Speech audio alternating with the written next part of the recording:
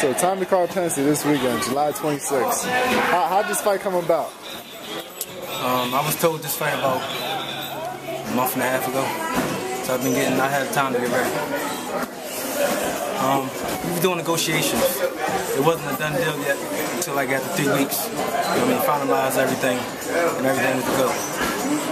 What's your weight at right now? About 182. Yeah. Okay, it's at 175 because it's for the NABA title? Yeah, 175 on. Okay. What do you know about Tommy? Just a southpaw, that's it. Slow. He lost to a guy I beat named Rico Saunders. And he just beat this guy Rico in January on his downfall, when he was down. So, nothing really.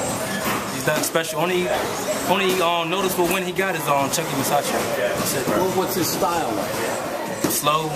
He tried to box a little bit, and he tried to brawl, but aggressive. Yeah. So slow. You're back out on the road again. Yeah, I don't mind that. Yeah, that's comfortable for you, right? Yeah. Western Pennsylvania, like 4 hours away or so? No, about five and a half.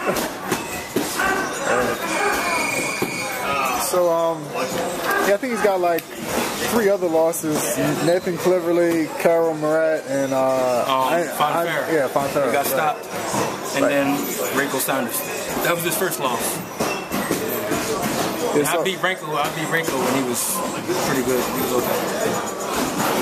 So I mean, you probably got about twice this amount of fights, but he's going to be the hometown guy. You're coming in as the opponent, so they expect you to lose, but you don't think they know what they're getting into. I don't think so. I mean, I don't worry about the fighter. I just worry about the judges. I mean, that's all I worry about. It's just getting a fair decision. That's it. You got the style. You're a slick guy. You got the great jab. You're very comfortable on the ropes, kind of slipping punches. But sometimes, especially in a hometown, that could get you in trouble on the scorecard. Do you think about a fight like this and think maybe you got to push a little more, be a little more aggressive? That's what I plan on doing. I plan on boxing about the first 2 rounds, first 3, and after that, I'm just going to steady pressure, because he get tired quick. He's really not that good. I mean, I don't know how he got 22 wins. I see when he fought Fonterra, and he didn't impress me at all. And I see when he lost to Rico Saunders with ESPN. How were you scoring that Fonterra fight? Because I thought he was winning the fight until he got stopped. Nah, not me. I didn't see him doing anything. Sure you watched that carefully? Yeah, he got dropped in the first round, but then I thought he came on strong until he got hurt later on. I wasn't impressed at all. But that's also a couple of years ago. He took a long. You had a long break too. Like both of you came back this year. Yeah. NABA title. Is the state title also on the line? Yes. So what does that mean to you? Like the potential winning that back. Oh, I felt I never lost it. I felt I never lost the state title. Caputo Smith is better than this guy, really. Seriously, I'm not impressed with all of it. The only thing I'm worried about here is southpaw, but I'm not even worried about that. When you face the southpaw, does that kind of take away from your jab? Just a little. I mean, southpaws make you look bad, so that's all I'm really worried about. That's it. And the judges, I ain't worried about him. So this being an NABA title fight, that'll get you rated higher by the WBA. Speaking of WBA, one of the guys rated at the top is the guy you had a controversial loss to. He just fought. Matter of fact, you fought both. You're right. He just fought Jeff Lacey, blew Jeff Lacey out. I beat both of them guys. That's crazy. I don't understand. Yeah, I think he's like number 2 now. He was number 2 going into that fight. Yeah, something like, or 3, something like that. Anyways, I don't understand. See what I'm saying? Yeah. He got a title shot coming up, probably. I don't see. Yeah, a fight like this, it's for a regional belt. Gets you in the rankings. This is kind of your calling card. Like, you win this fight, you think it's a possibility, you get another.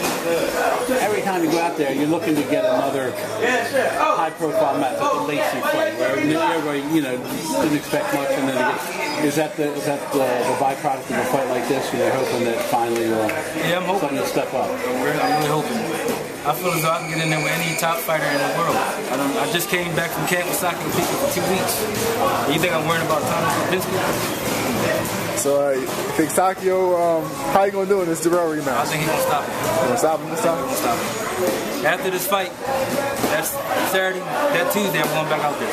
Okay. Oh. I'm not worried about no Thomas Lipinski. So, You really thought he was winning that fight? Yeah, I did. Did you see that fight? I don't remember it, man. At least one of the judges agree with me. Maybe two of them. You think he can fight? No, I don't think he is nearly on the same level as you technically, but he can, pour it on. And sometimes you're a little too passive, and that can get you in trouble with the judges. That's the only thing. I mean, technically, you're way above the guy, but it's like the Caputo Smith fight. The combination of him being super aggressive and neither guy was in their hometown, but he had the crowd with him, and sometimes that sways the judges. That's the thing. I think you got to watch this. You got to do a little bit more. That's all I worry about. The judges. That's it. Who's going out there with who's in your corner for this fight? Percy Custis and Robert Bam Bam Hines. When are you going to go out there? I think I'm supposed to leave on Wednesday because they're having a press conference that Thursday. This Thursday. Do you know of any, kind of television for this? I don't think so. No. Well, not much else to say. Tommy Karpinski's, this is the guy that you need to beat if you're gonna, if you're gonna do anything. Yeah. You know what I'm saying? Like, so this is a must-win fight. Yeah, it's a must-win. Does it feel like that to you? Yeah, it do. You've been through it so many times, though. Are you able to get up and think that way, like, you gotta win this thing?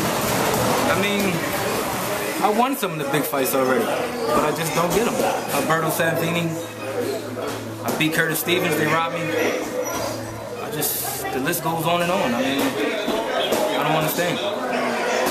There's like a, that's sort of a badge of honor too for you. Like, there's so many guys you got bad decisions against. You beat them. Not in scorecards, and that's the thing. Like, but like a fight like that, like this one, it's a good opportunity. You gotta. This is one you really. It is must win. You gotta beat the guy.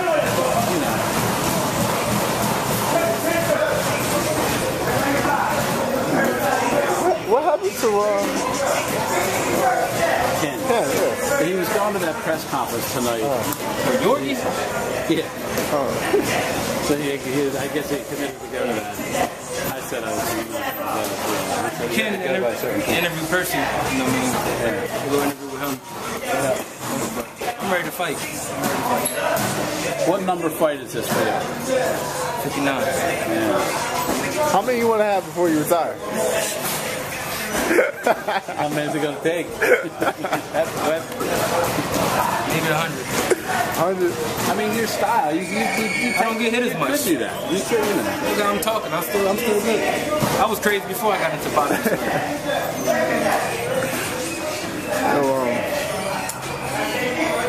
A couple other people fighting this weekend. From Philadelphia, Brian Jennings, and he's got to fight Mike Perez. What do you think about that fight?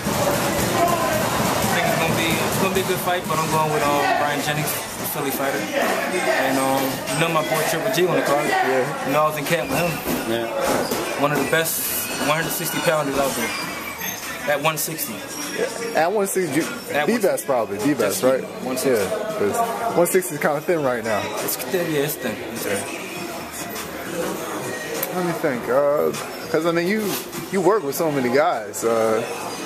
I think Roy Jones and James Toney are also making a comeback this weekend. In Russia? Yeah. In Russia, yeah. Or Latvia or something. Yeah. So what do you think about the fight? This fight? Well, we already talked on the phone. Yeah, I mean, I think it's a good fight for you. I mean, I'm not super familiar with Karpinski. I saw him a couple times. It doesn't really stand out to me, But I think with your skill, he's a guy who's a decent fighter.